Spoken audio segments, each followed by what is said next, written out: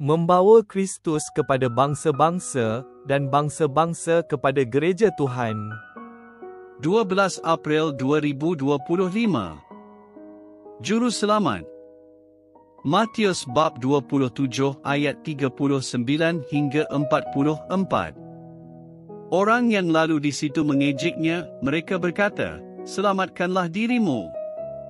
Kalau engkau anak Allah, turunlah dari salib itu."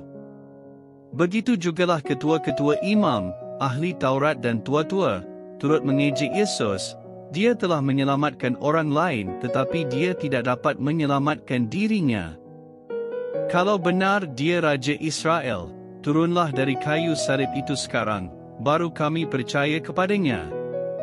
Dia percayakan Allah.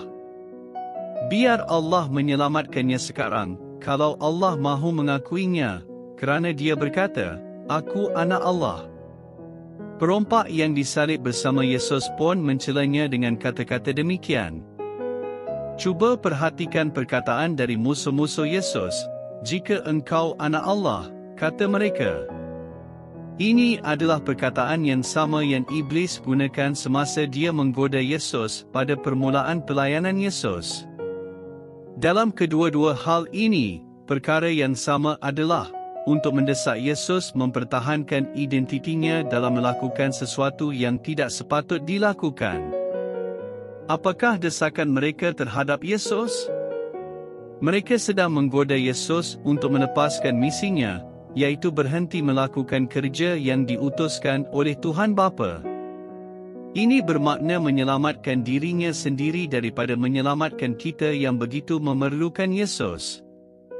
Bahkan, mereka menawar untuk mempercayai Yesus jika dia bersetuju melakukannya.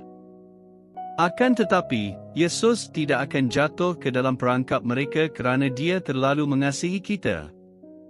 Dalam beberapa jam lagi, penderitaan Yesus akan tamat dengan penyerahan nyawanya untuk menyelamatkan kita.